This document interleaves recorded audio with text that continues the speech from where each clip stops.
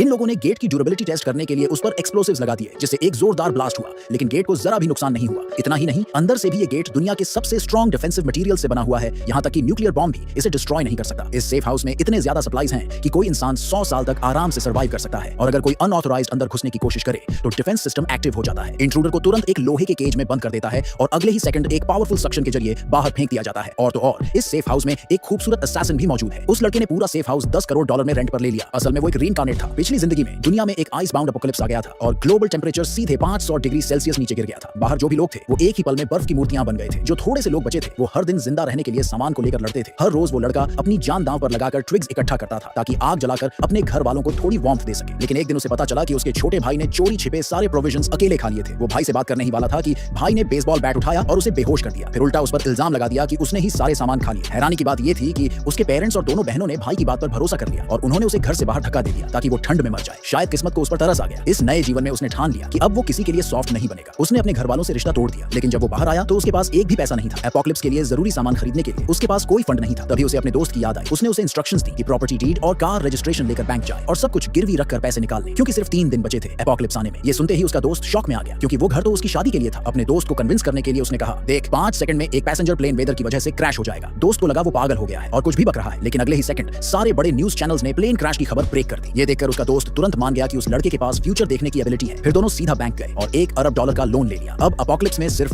2 दिन बचे थे। उन्होंने एक एपोकलिप्स सेफ हाउस ढूंढ लिया। उस घर के गेट पर कई लेयर्स की पासवर्ड प्रोटेक्शन थी जो एक्सप्लोसिव से भी नहीं टूट सकती थी, और ये पूरा घर मिलिट्री ग्रेड अलॉयज और स्पेशली फॉर्मुलेटेड कंक्रीट से बना था जो शॉक वेव्स और न्यूक्लियर रेडिएशन तक झेल सकता था। अंदर हर चीज की सुविधा थी, खाना, पानी, इलेक्ट्रिसिटी, सब कुछ। इतना कि कोई इंसान 100 साल तक बिना किसी परेशानी के वहां रह सकता था। सेलर अमेरिका शिफ्ट हो रहा था, इसलिए उसने ये जगह लड़के को $10 मिलियन पर सालाना रेंट पर दे दी। लड़के ने नोटिस किया कि सेलर की जो फीमेल सेक्रेटरी थी वो ना सिर्फ बहुत खूबसूरत थी बल्कि फाइट में भी काफी स्किल्ड थी, तो उसने उसे साथ रखने के लिए एक्स्ट्रा $5 लाख पर ईयर दे दिए। इसके बाद दोनों सुपरमार्केट गए और ढेर सारा सामान स्टॉक करना शुरू कर दिया। उन्होंने $20 लाख खर्च करके हर पॉसिबल चीज खरीद ली, लेकिन जल्दी ही उन्हें समझ आया कि इतना सारा सामान स्टोर करना बहुत मुश्किल था। उसी दौरान लड़का गलती से एक कार्डबोर्ड बॉक्स से टकरा गया। तभी उसकी घड़ी से सफेद रोशनी निकली और उस बॉक्स का सारा सामान 1 सेकंड में गायब हो गया। उसे फौरन समझ में आ गया कि उसकी वॉच कुछ अनयूजुअल है। अगले ही पल वो एक अजीब सी दूसरी दुनिया जैसे स्पेस में पहुंच गया। उसे पता चला कि ये स्पेस इन्फिनिट स्टोरेज कैपेसिटी रखता है, इसमें जितना चाहे सामान स्टोर किया जा सकता है। उसने हाथ घुमाकर सारे सामान को उस मिस्टीरियस स्पेस में स्टोर कर लिया। फिर वो एक वेयर हाउस गए और वहां रखा पूरा स्टॉक भी उसी स्पेस में डाल दिया। अब एपोकलिप्स में सिर्फ 12 घंटे बचे थे, तभी अचानक उसका पुरानी फैमिली आ गई। असल में उसका भाई पीछे से उसके खिलाफ बुरा बोल रहा था और पूरा परिवार उसे सबक सिखाने आया था। पुराने रिश्तों को याद करते हुए